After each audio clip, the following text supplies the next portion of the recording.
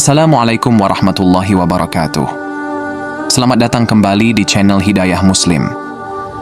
Baiklah teman-teman, pada video kali ini kita akan membahas kisah Nabi Saleh alaihi salam. Nabi Saleh adalah salah satu nabi yang diutus oleh Allah Subhanahu wa Ta'ala kepada kaum Tsamud yang tidak menaati ajaran Allah Subhanahu wa Ta'ala. Kisah Nabi Saleh selama hidupnya dipenuhi oleh perjuangan dalam mengajak kaum Tsamud untuk beriman kepada Allah Subhanahu wa Ta'ala. Dan kaum Tsamud merupakan salah satu penerima nikmat yang banyak dari Allah Subhanahu wa Ta'ala. Berikut ini kisahnya. Kala itu kaum Tsamud adalah hidup di suatu dataran bernama Al-Hijr. Sekelompok kaum ini menganut kepercayaan yang menyembah patung berhala.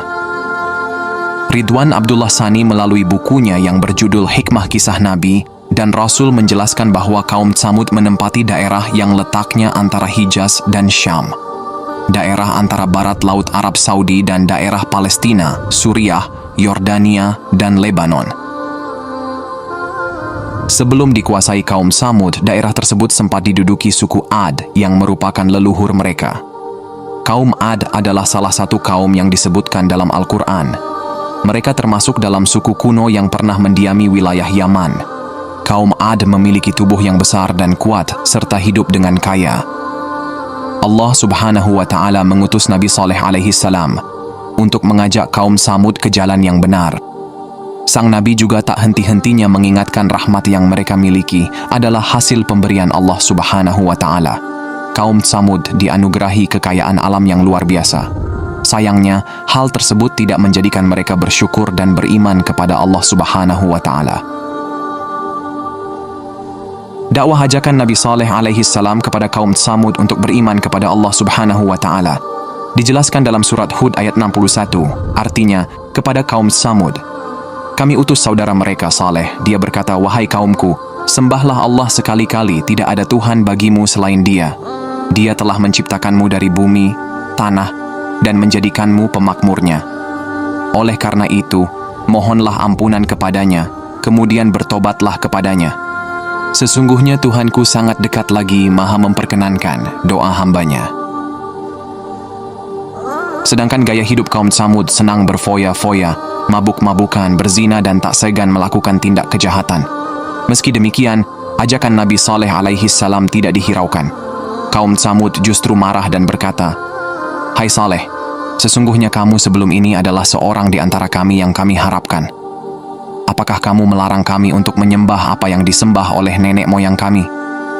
Sesungguhnya kami ragu dan khawatir terhadap agama yang kamu serukan kepada kami. Quran Surat Hud ayat 62. Meski sebagian itu, ada sekelompok kecil dari kaum Tsamud yang menerima ajaran Nabi Saleh alaihi salam.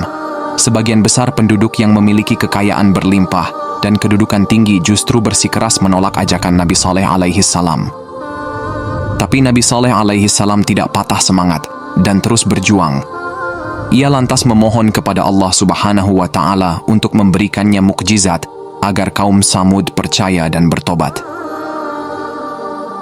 Lalu Allah Subhanahu wa Ta'ala meminta Nabi Saleh memukulkan tangannya ke atas permukaan batu yang ada di depannya, hingga muncul seekor unta betina dengan ukuran besar dan gemuk. Melihat peristiwa tersebut, kaum Tsamud terperanjat. Sebagian dari mereka mengakui Nabi Saleh alaihi salam sebagai utusan Allah, tetapi ada juga yang menganggap mukjizat tersebut hanya permainan sihir.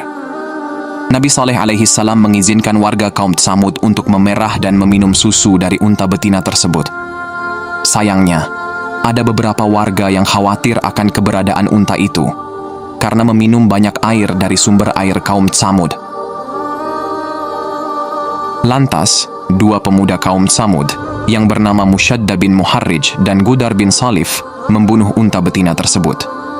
Tindakan tersebut membuat Nabi Saleh sedih dan mengatakan bahwa akan datang azab bagi kaum Tsamud apabila enggan kembali ke jalan Allah Subhanahu wa Ta'ala. Tanda-tanda dari datangnya azab tersebut ialah pada hari pertama, wajah mereka berubah menjadi kuning saat terbangun dari tidur. Hari kedua, warna wajah kembali berganti menjadi merah. Selanjutnya di hari ketiga, berubah lagi menjadi hitam. Hingga akhirnya pada hari keempat, turunlah azab Allah Subhanahu wa Ta'ala. Sebelum hari datangnya azab, Nabi Saleh dan pengikutnya pergi meninggalkan daerah kaum Tsamud. Walau sudah begitu, ancaman Nabi Saleh alaihi salam justru membuat kaum Tsamud semakin murka. Mereka bahkan berencana membunuh sang Nabi atas izin Allah Subhanahu wa Ta'ala. Ketika mereka hendak membunuh Nabi Saleh alaihi salam, maka turunlah petir menggelegar dan gempa bumi yang dahsyat disertai batu-batu besar yang entah dari mana asalnya menimpa kepala mereka.